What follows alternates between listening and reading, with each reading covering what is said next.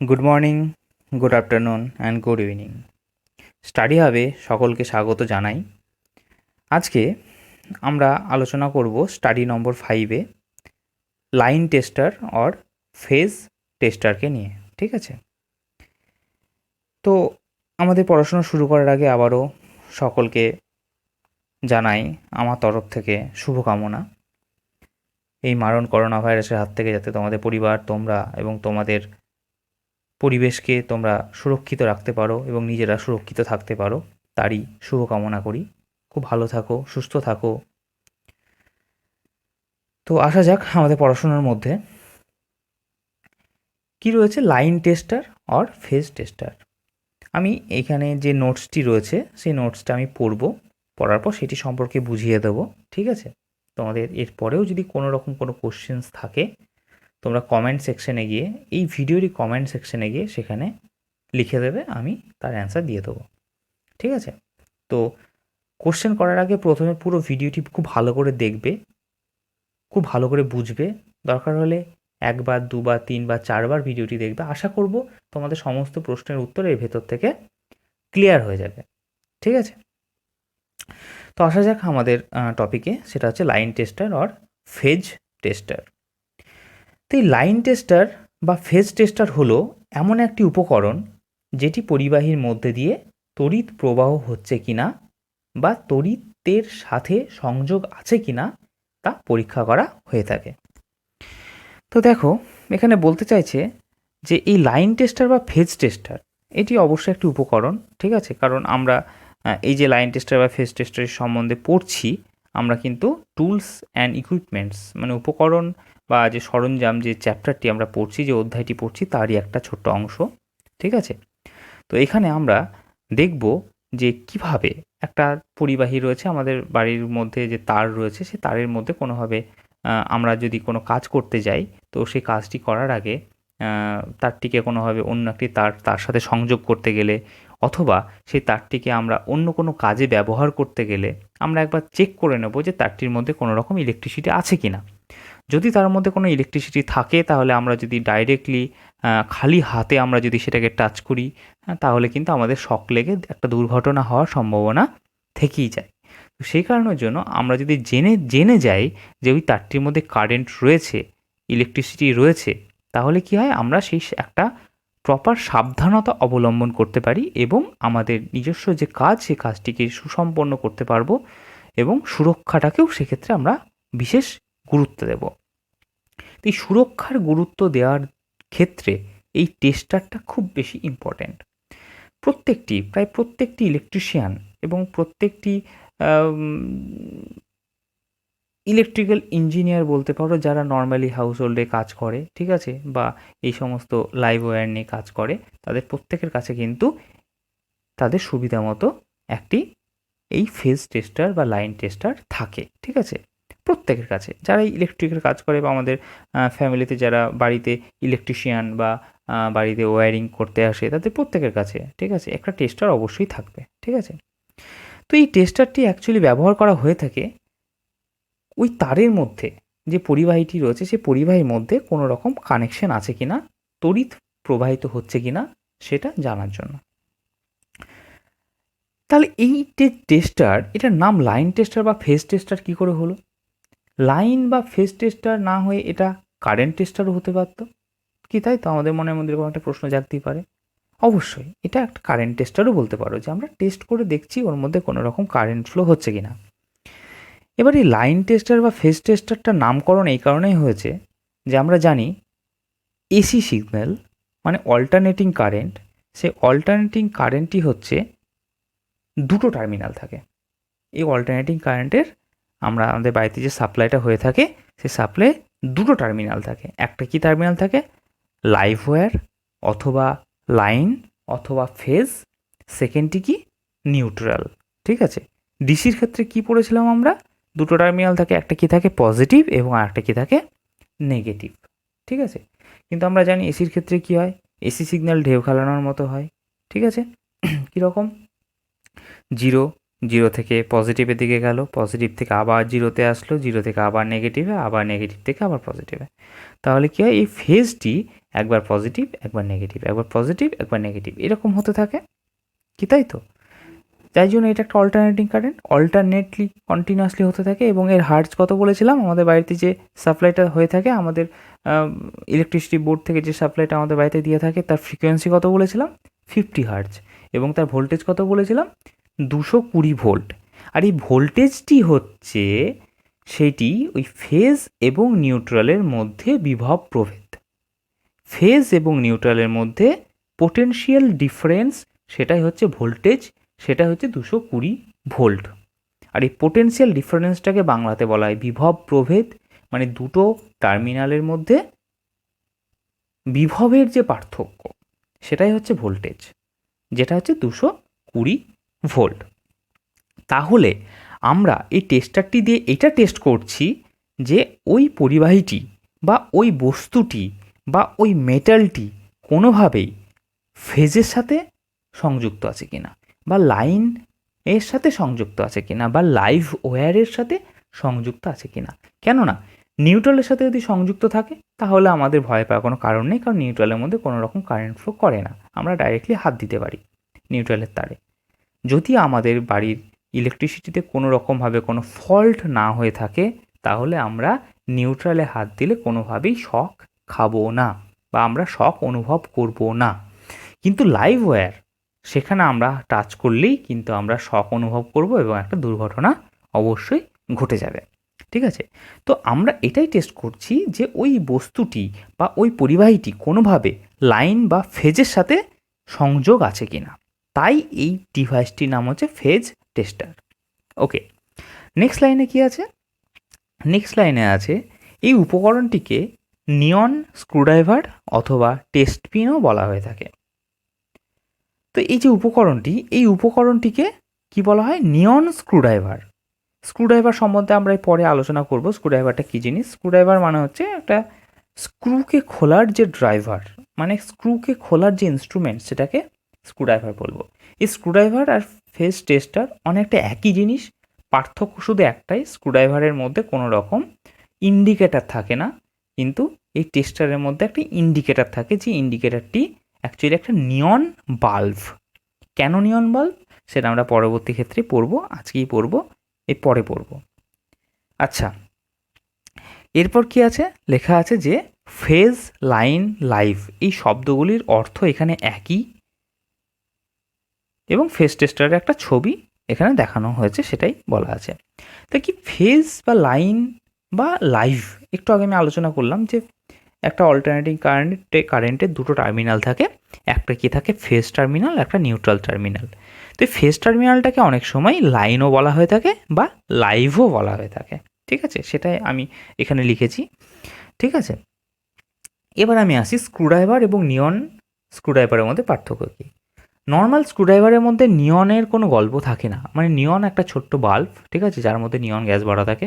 ঠিক আছে, আমরা পড়েছিলাম না হিলিয়াম, নিয়ন, আর্গন, জেনন, রেডন, ক্রিপ্টন। ঠিক আছে, সেই যে এই নিয়ন গ্যাস এই বাল্বের মধ্যে ভরা থাকে এবং এর মধ্যে একটা লাল রঙের লাইট জ্বলে। ঠিক আছে, এই লাইটটা জ্বলে, এই লাইটটা হচ্ছে একটা ইন্ডিকেটার। ঠিক আছে, লাইটটা কেন জ্বলবে, আমরা এই ডিভাইসটি যখনই ওই ওয়্যারের মধ্যে টাচ করাবো তখনই কিন্তু এই বাল্বটি জ্বলে উঠবে।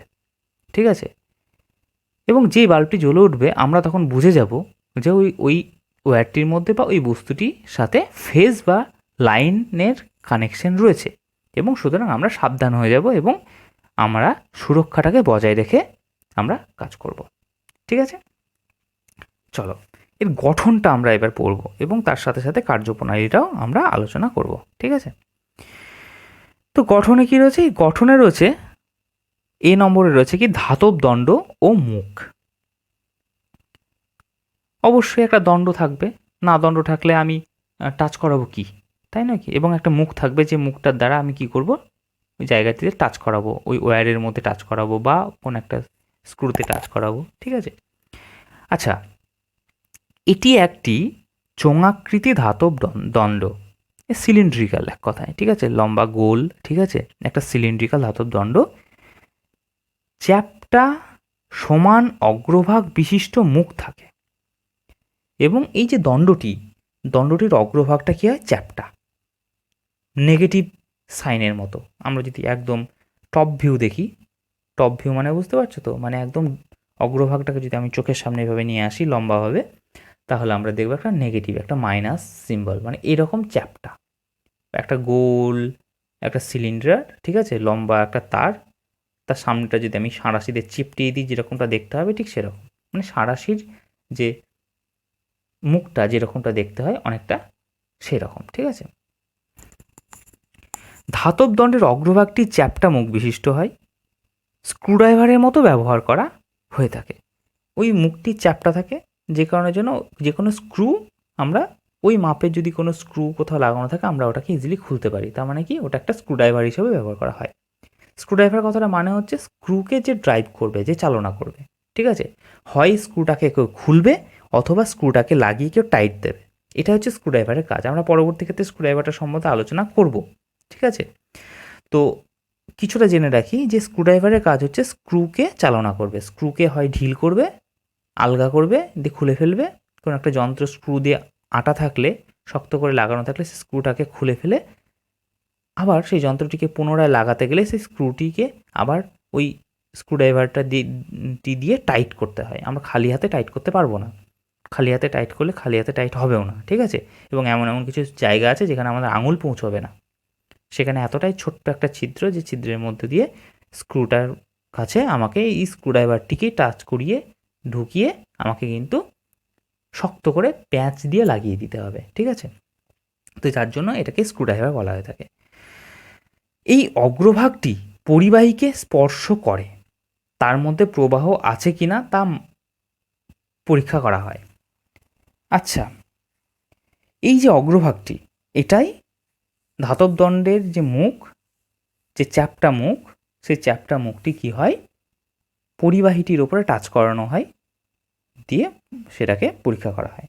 তো ওই তারের মধ্যে পরিবাহীর মধ্যে কোনো রকম কারেন্ট ফ্লো হচ্ছে কি না সেটা জানতে গেলে আমাকে সেই পরিবাহীটির ওপরে ওই ফেজ টেস্টারটির যে ধাতব দণ্ডের অগ্রভাগের যে চ্যাপ্টা অংশটি, সেই চ্যাপ্টা অংশটিকে সেই পরিবাহীটির ওপরে টাচ করাতে হবে। সেই পরিবাহীটির ওপর টাচ করালে তবেই আমরা জানতে পারবো যে ওই পরিবাহীটি ফেজের সাথে বা লাইনের সাথে বা লাইভ ওয়্যারের সাথে সংযোগ আছে কি না। কীভাবে জানতে পারবো এরপরে আসছি। এবার আসি বি নম্বরে। বি নম্বরে কী রয়েছে, বডি এবং আস্তরণ, যেটাকে ব্র্যাকেটে লেখা রয়েছে কি ইনসুলেশন। আমরা ইনসুলেশন সম্বন্ধে আগে পড়েছি। ইনসুলেশন মানে কি, ইনসুলেশন কথাটি হচ্ছে একটা, সরি আমি ভুল বললাম, যে আস্তরণ যেটা বললাম অ্যাকচুয়ালি ওটা আস্তরণ নয়, এটা অন্তরণ, ঠিক আছে। অবশ্যই যে আস্তরণ, সেই আস্তরণটি অন্তরণ জাতীয় পদার্থ দ্বারা তৈরি থাকবে, মানে ইনসুলেশন থাকবে, মানে কি ওটা কারেন্ট এবং তাপে কুপরিবাহী থাকবে। আমরা পড়েছিলাম যে পরিবাহীতে কি হয়, পরিবাহী, কুপরিবাহী এবং অর্ধপরিবাহী পড়েছিলাম না ইলেকট্রনিক্সের প্রথমে, পরিবাহী, কুপরিবাহী এবং অর্ধপরিবাহী। এই কুপরিবাহী যে জিনিসটা, যে বস্তুটা, যে পদার্থটা, সেটাকেই বলা হয় ইনসুলেটর, ঠিক আছে। ওই ইনসুলেটর যে কাজটা করে তাকে ইনসুলেশন বলা হয়। মানে কুপরিবাহী পদার্থটাই হচ্ছে এই অন্তরণ পদার্থ, কুপরিবাহী যে পদার্থটা সেটাই হচ্ছে বডির আস্তরণ, ঠিক আছে। সেটাকে আমরা এখানে আলোচনা করব। চলো, কি লেখা আছে, যে প্লাস্টিক দ্বারা নির্মিত, তড়িতে কুপরিবাহী কাঠামো দ্বারা নির্মিত খোলের মধ্যে রোধ, নিয়ন বাল্ব, ধাতব স্প্রিং, ধাতব স্ক্রু টুপি আবদ্ধ থাকে এবং সুনির্দিষ্টভাবে সাজানো থাকে। চলো তাহলে বোঝা গেল যে বডিটা কি, বডিটার কিছুই না, একটা খোল, ঠিক আছে, একটা খোল বা একটা নিঠোর কাঠামো, যে কাঠামোটির মধ্যে কি কি থাকবে, রোধ থাকবে মানে রেজিস্ট্যান্স থাকবে, একটা নিয়ন বাল্ব থাকবে, একটি ধাতব স্প্রিং থাকবে এবং একটি ধাতব স্ক্রুযুক্ত টুপি থাকবে।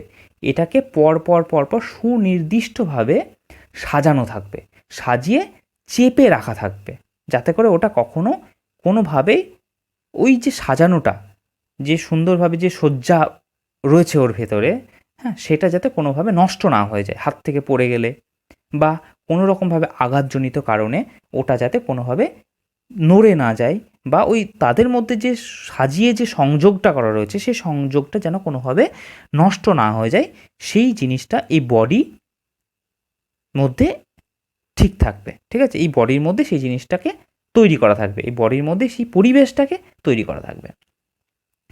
ধাতব দণ্ডটিও একটি তড়িতে কুপরিবাহী প্লাস্টিক দ্বারা জড়ানো থাকে, শুধুমাত্র অগ্রভাগটি উন্মুক্ত থাকে। চলো, একটা খুব ভালো কথা কি লেখা আছে, যে লাইন টেস্টারটির একটি প্লাস্টিকের খোল থাকবে, সেই খোলের মধ্যে এই সে সিস্টেমটা থাকবে। কি সিস্টেম থাকবে, যে যে ধাতব দণ্ডটি যে ধাতব দণ্ডটি রয়েছে সেই ধাতব দণ্ডটি ওই বডির মধ্যে লাগানো থাকবে। ঠিক আছে, এই বডিটি তাপ এবং তড়িতে কুপরিবাহী একটা প্লাস্টিক দ্বারা তৈরি থাকবে, এবং সেটি একটি খোল বা একটি কাঠামো, বিশেষ কাঠামো, যার মধ্যে রেজিস্ট্যান্স, নিয়ন বাল্ব, ধাতব স্প্রিং এবং ধাতব স্ক্রুযুক্ত টুপি ওই ধাতব দণ্ডটির সাথে অ্যাটাচ করে লাগানো থাকবে পর পর পর পর। ঠিক আছে, এবং এমনভাবে লাগানো থাকবে টাইট করে, যাতে করে কোনোভাবে কোনো আঘাতজনিত কারণে সেই জিনিসটার যাতে নষ্ট না হয়ে যায়, বা সংযোগগুলো যেন পরস্পর থেকে বিচ্ছিন্ন না হয়ে যায়, এমনভাবে সেট আপটা করা থাকবে। ঠিক আছে, এবার ওই যে ধাতব দণ্ডটি রয়েছে, সে ধাতব দণ্ডটি তো বেশ অনেকটা লম্বা, কেননা আমাদের কিছু কিছু জায়গা থাকে যেখানে স্ক্রুটা কী হয়, ডিভাইসের অনেকটা ভেতরে ঢুকে লাগানো থাকে, সেখানে তাহলে আমাকে স্ক্রুড্রাইভারটিকে সেই ভেতরে ঢোকাতে হয় বা টেস্টারটিকে ভেতরে ঢোকাতে হয়। আমাদের নর্মাল একটা কথা ভাবো, আমাদের যে প্লাগগুলি রয়েছে সেই প্লাগগুলি কি, একটা ছোট ফুটো রয়েছে, একটা ছিদ্র রয়েছে, সেই ছিদ্রের মধ্যে আমার পিনটিকে ঢোকাতে হয়। তাহলে যদি ওই টেস্টারটি, যদি তার ধাতব দণ্ডটি যদি একটু লম্বা না হয়, তাহলে ওই ফুটোর মধ্যে ঢুকবে, ওই ছিদ্রটার মধ্যে ঢুকবে কোনোভাবে ঢুকবে না। ঠিক সেই কারণের জন্য এই ধাতব দণ্ডটি একটু লম্বা করা হয়। এবার দেখো, ধাতব দণ্ডটি তো লম্বা তো করা হয়, ঠিক আছে, কিন্তু ধাতব দণ্ডটি তো যদি একটু বেশি লম্বা হয়ে থাকে, বা যতই ছোট লম্বা হোক না কেন, ধাতব দণ্ডটির চারিদিকে একটা প্লাস্টিকের কোটিং লাগানো থাকে, শুধুমাত্র অগ্রভাগটিকে ছেড়ে রেখে। কেন?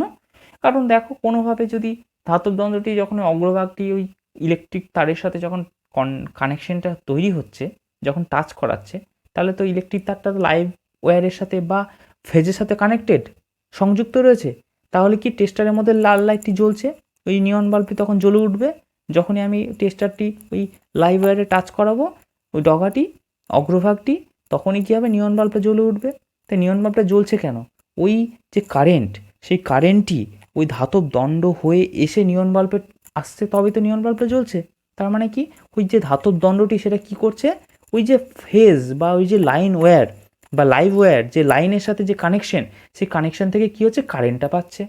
তাহলে কি, ধাতব দণ্ডটির মধ্যে দিয়ে কারেন্টটা ফ্লো হচ্ছে।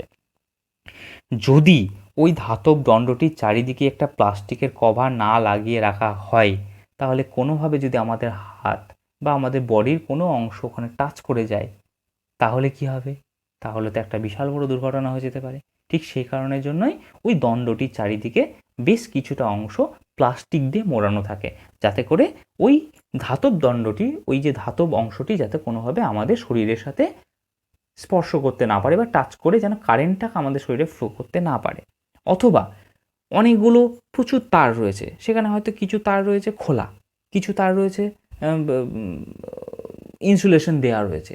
ঠিক আছে, এরকম প্রচুর কানেকশন রয়েছে। দেখা গেলো একটা অনেক পুরনো আমাদের বাড়ি রয়েছে, সেই বাড়ির বোর্ডের মধ্যে সেই বোর্ডটাকে খুলতে হয়েছে, সে খোলার পর দেখা যাচ্ছে সেই বোর্ডের মধ্যে প্রচুর হিজিবিজি তারে ভর্তি রয়েছে। ঠিক আছে, মানে যে যেমন পেরেছে তেমন সুইচ পাল্টিয়েছে, প্রচুর পুরনো বাড়ি।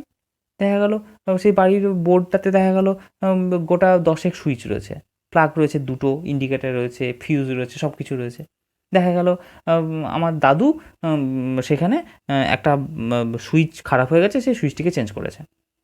তখন সেই সময় যে তারটি ঘরের মধ্যে পড়েছিল, সেই তারটি যেহেতু এমার্জেন্সির সময়, সেই তারটিকে লাগিয়ে দিয়েছে। তারপরে কী হচ্ছে, আমার বাবা, ঠিক আছে, সে দেখা গেল, আমার দাদু তো মরে গেছে, ঠিক আছে, আমার সেই সুইচ বোর্ড কিন্তু এখনও চলছে। আমার বাবা তারপরে লাইন খারাপ হয়ে গেছে, এসে একটা সুইচ গন্ডগোল করছিল, সেই সুইচটিকে আমার বাবা তার নিজের মতো করে লাগিয়ে দিয়েছে, ঠিক আছে, আর একটা তার দিয়ে। তারপর দেখা গেল আবার একটা সুইচ খারাপ হয়েছে, একজন অন্য একটা টেকনিশিয়ানকে ডেকে নিয়ে আসা হয়েছে, ঠিক আছে, সেই টেকনিশিয়ান এসে একরকমভাবে লাগিয়ে দিয়েছে।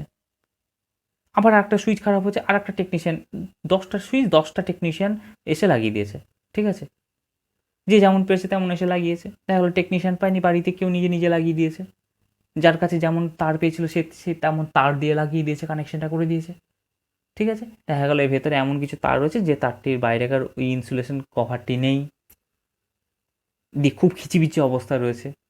এবার তুমি টেস্ট করতে যাবে টেস্টার দিয়ে, দেখা গেলো টেস্টারের ওই বাইরে ওই দণ্ডটিতে কোনো রকম প্লাস্টিক কভার নেই।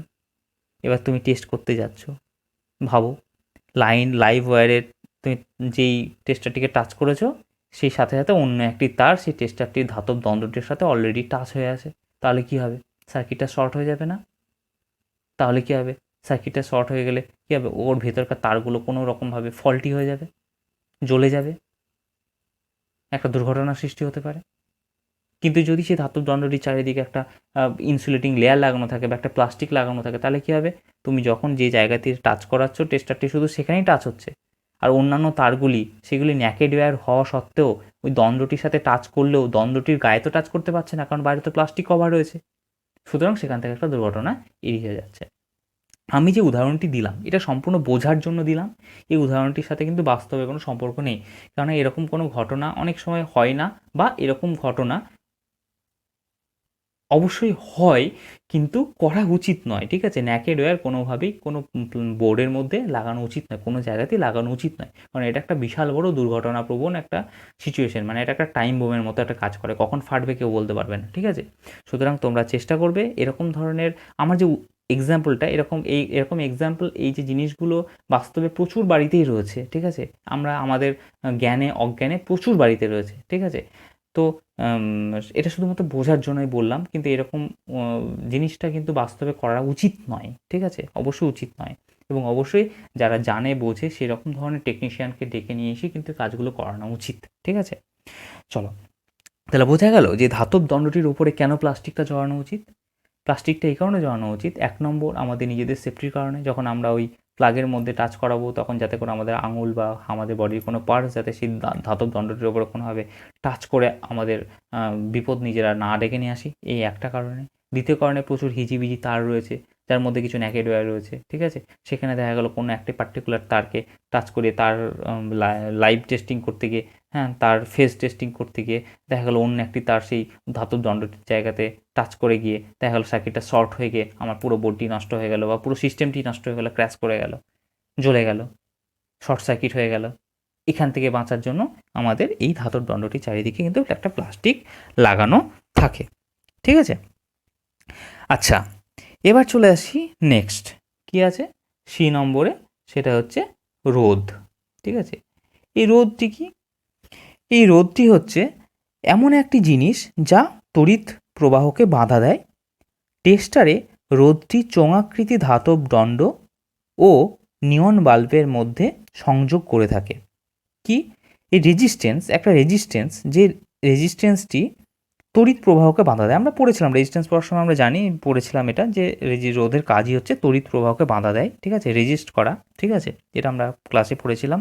এর এককের নাম আমরা জানি, সেটা হচ্ছে ওহম, ঠিক আছে। এবং আমরা এর আগেও মাল্টিমিটার দিয়ে রোধ পরিমাপ করা আমরা শিখেছি, ঠিক আছে। তো এই রোধটি কী করা থাকে? এই রোধটি চোঙাকৃতি ধাতব যে দণ্ডটি রয়েছে সেই দণ্ডটি এবং নিয়ন বাল্বের মধ্যে সংযোগ স্থাপন করে। কেন করে? দেখো, নিয়ন বাল্বটি তো একটা ছোট্ট বাল্ব, ঠিক আছে, এবং সেই বাল্বটি ওই যে অত পরিমাণ কারেন্ট হয়তো নিতে পারবে না, কারণ তার মধ্যে সেই অত পরিমাণ কারেন্ট ক্যারিং যে ক্যাপাসিটি সেটা থাকবে না। তো সেটাকে ওই নিয়ন বাল্বটি ঠিক যতটুকু পরিমাণ কারেন্টকে নিতে পারবে সেই কারেন্টটি যাতে ততটুকু পরিমাণে ওর মধ্যে দিয়ে ফ্লো করে, সেই জন্য একটা উচ্চ মানের রোধ ওই নিয়ন বাল্বের আগে লাগানো থাকে, ধাতব দণ্ড এবং নিয়ন বাল্বের মাঝখানে লাগানো থাকে। এতে কি হয়?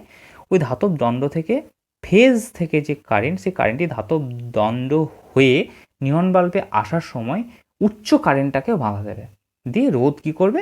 একটু কারেন্টের পরিমাণটাকে অনেকটা কমিয়ে একটা খুব স্মল অ্যামাউন্টের একটা কারেন্ট, খুব ছোট্ট মানের একটা কারেন্ট ওই নিয়ন বাল্বের মধ্যে দিয়ে পাস করাবে, কারণ ওই রেজিস্ট্যান্সটা সেই কারেন্টটাকে বাধা দেবে। তাই উচ্চ কারেন্ট ওর মধ্যে দিয়ে ফ্লো হতে পারবে না, একটা ক্ষুদ্র পরিমাণের কারেন্ট ওই নিয়ন বাল্বের মধ্যে দিয়ে পরিবহন হবে এবং পরিবাহিত হয়ে কী করবে, নিয়ন বাল্বটিকে জ্বলতে সাহায্য করবে। ঠিক আছে, তাহলে কি নিয়ন বাল্বের যে লংজিভিউটি, মানে নিয়ন বাল্বের যে লাইফ টাইম, লাইফ মানে মানে কী বলবো, আয়ু, সেটা কিন্তু অনেক দিন পর্যন্ত থাকবে। নিয়ন বাল্বটি সহজে নষ্ট হবে না, নিয়ন বাল্বটি সহজে ফিউজ হবে না, কেননা তার মধ্যে দিয়ে সেই যে পরিমাণ কারেন্ট প্রবাহিত হওয়া উচিত ততটাই হচ্ছে, কারণ রেজিস্ট্যান্স সেই কারেন্টটাকে বাধা দিচ্ছে। ঠিক আছে, বাধা দিয়ে একটা ছোটো অ্যামাউন্টের কারেন্ট তার মধ্যে দিয়ে পাস করাচ্ছে। তাহলে কী হচ্ছে, নিয়ন বাল্বটি কখনো ফিউজ হবে না, নষ্ট হবে না, সে দীর্ঘদিন যাবৎ নিজের কাজটা করে যেতে পারবে। মানে কি, টেস্টারটির ওই নিয়ন বাল্বটি হচ্ছে ইন্ডিকেটার, ওই ইন্ডিকেট করবে, ওই জ্বলবে, জ্বলে ওই ইন্ডিকেট করবে ওর মধ্যে কারেন্ট আছে কিনা, ওটা একটা ইন্ডিকেটার হিসেবে কাজ করে। ঠিক আছে, তো এই ইন্ডিকেটারটা যদি নাই থাকে, যদি নষ্ট হয়ে যায়, তাহলে আমার টেস্টারের কাজ কি, ওটা তো একটা স্ক্রুড্রাইভার হয়ে গেল। ঠিক আছে, নিয়ন বাল্ব যদি না জ্বলে সেই টেস্টারটি টেস্টার নয়, সেটা স্ক্রুড্রাইভার, এটুকু জেনে রাখো। ঠিক আছে, নিয়ন বাল্ব যদি জ্বলে, মানে ইন্ডিকেটার যদি থাকে, ইন্ডিকেটার যদি জ্বলে, তবেই কিন্তু সেটা tester. Without indicator tester is a screwdriver. Clear, মানে লাইভ টেস্টার বা line tester is a screwdriver. Okay, এবার তাহলে আসি, এখানে কি লেখা আছে, যে নিয়ন বাল্বের মধ্যে সংযোগ করা থাকে, আমরা যেটা পড়লাম, উচ্চ কারেন্টকে বাধা দিয়ে নিয়ন বাল্বটিকে নষ্ট হওয়ার হাত থেকে বাঁচানোর জন্য এই ব্যবস্থা করা হয়ে থাকে, যেটা আমি এক্ষুনি আলোচনা করলাম, এক্ষুনি বললাম। এবার আসি ডি নম্বর, সেটা হচ্ছে নিয়ন বাল্ব। নিয়ন বাল্বটি ব্যবহৃত হয় নির্দেশক বা প্রদর্শক হিসাবে, যেটাকে আমি ইন্ডিকেটার বলে থাকি, আমরা বলে থাকি ইন্ডিকেটার, যে ইন্ডিকেট করছে। যখন পরিবাহীতে ধাতব দণ্ডটি স্পর্শ করানো হবে, তখন পরিবাহী থেকে স্বল্প পরিমাণ কারেন্ট বাল্বের মধ্য দিয়ে প্রবাহিত হয়, তখন বাল্বটি জ্বলে ওঠে। আমরা বুঝতে পারি যে পরিবাহীতে কারেন্ট আছে।